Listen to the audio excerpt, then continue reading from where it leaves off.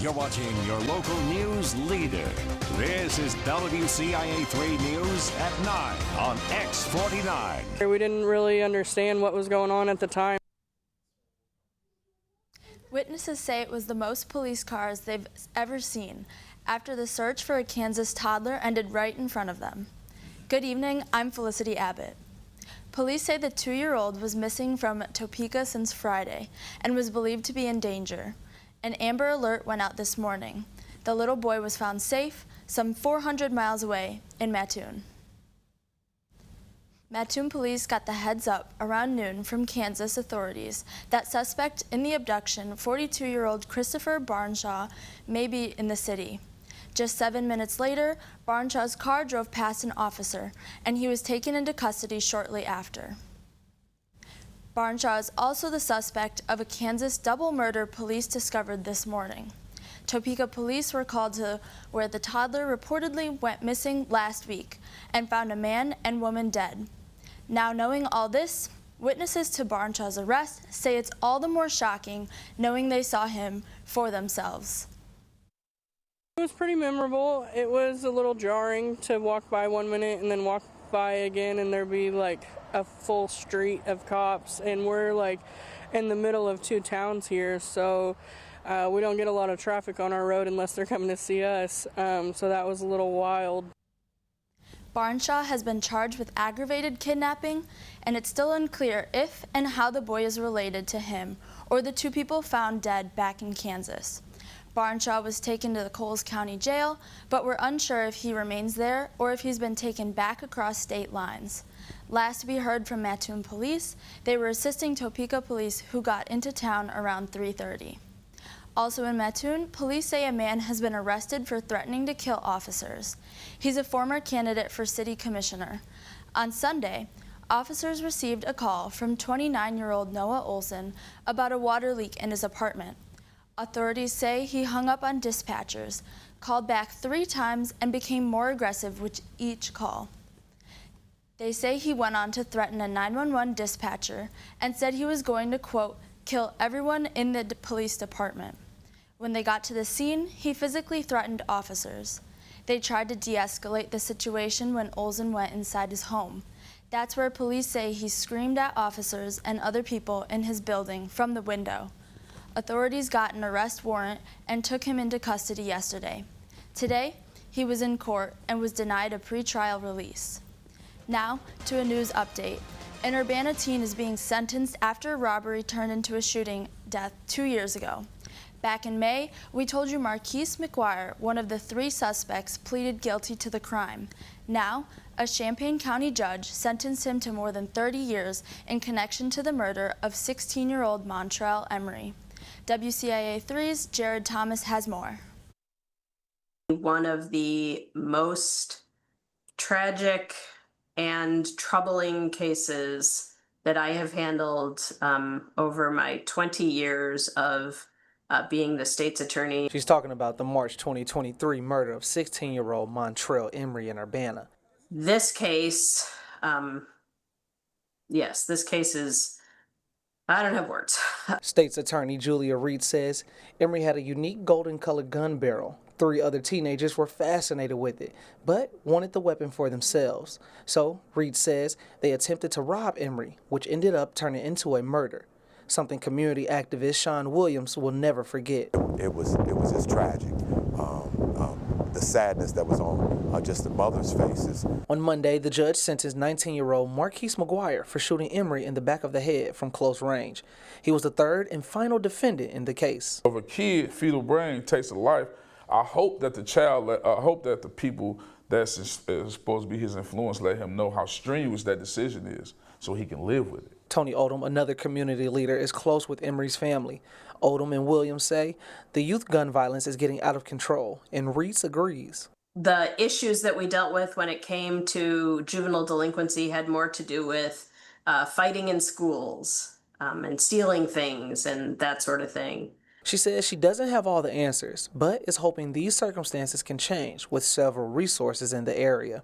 like Williams' organization A Cry For You, that focuses on helping mothers who've dealt with losing a child to gun violence. Created this group to try to be able to address the trauma that's going on within the household. And the reason why I started this is because to stop retaliatory gun violence. If mom's sad, then the kids are sad. Reed says if there's one thing teenagers can take away from this story, it's understand life is precious and worth more than a piece of metal. These young people are throwing away their own lives and ending the lives of others by their actions. McGuire was sentenced to 32 years behind bars for first-degree murder. Going back to that anti-violence organization, A Cry For You includes about 25 mothers from Central Illinois. They meet every Tuesday in Champaign and work through ways that can help them get through each day without their child. There were 2 other defendants in the case. Arif Jarrell, who was 14 years old at the time of the crime, was also charged with first-degree murder as an adult. He was sentenced to 20 years behind bars nearly a year ago. The other defendant was also 14, but stayed in juvenile court. He pleaded guilty to unlawful possession of a firearm and has finished his sentence. Hospitals in Illinois are stressing over Medicaid cuts.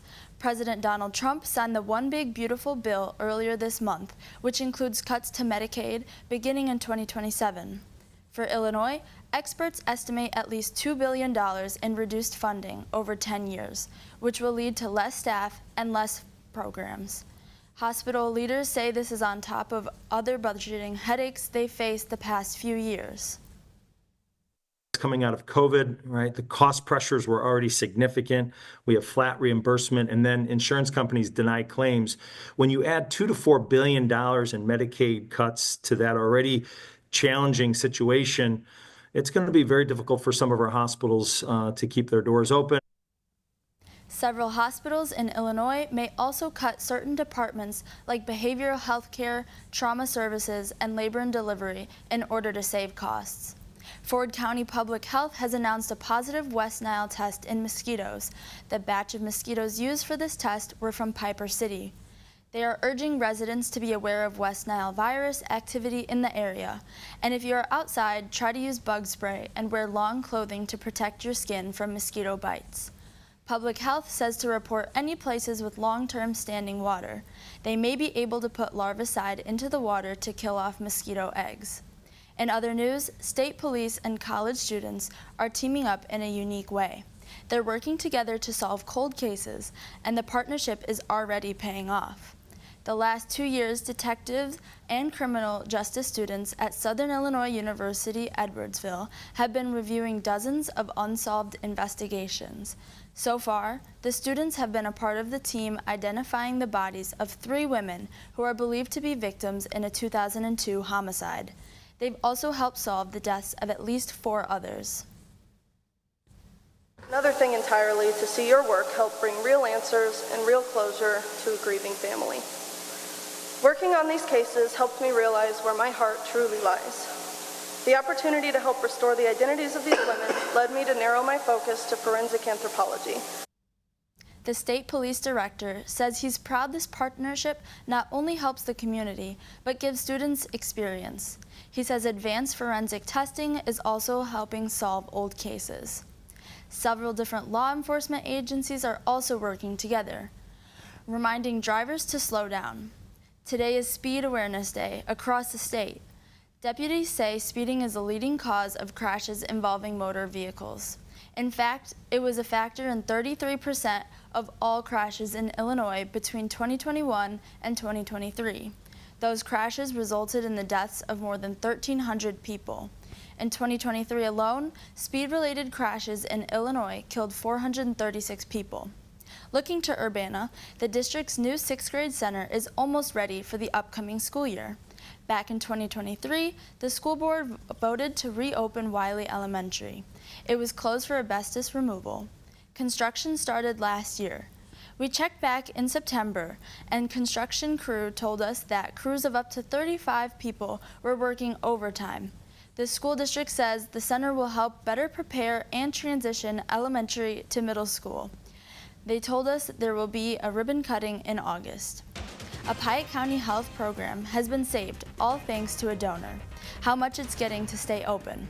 Plus, your AC will be working overtime with the incoming heat. How some in one central Illinois village are paying a little less for their bills.